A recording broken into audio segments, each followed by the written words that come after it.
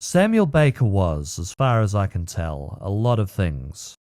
And I don't just mean he was an adventurer, a soldier, an author, a government administrator, founding father of an exotic colony, naturalist, an abolitionist, because he was all of the above.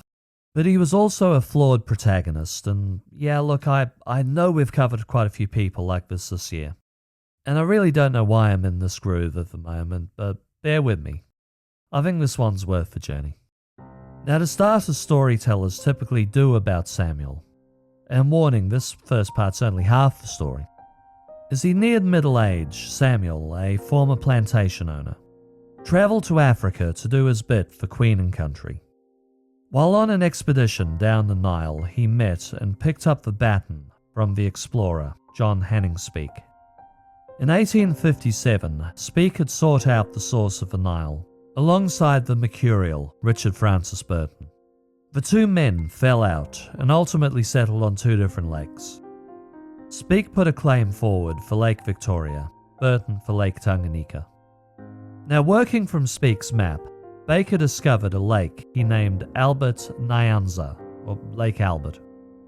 On his return to England, he was hailed as a conquering hero by geographers. Baker had proved the Nile flowed through Albert Nyanza, which in turn was fed by Lake Victoria.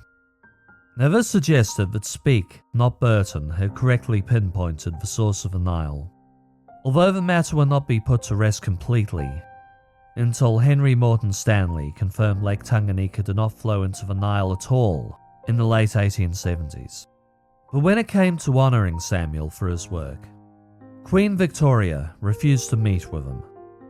There was something about his relationship with his second wife, Florence, that quite frankly gave the Queen the ick. Fast forward a little to 1869. The Ottoman Viceroy, Ismail Pasha, asked Baker to return to Africa to sort out a spot of trouble.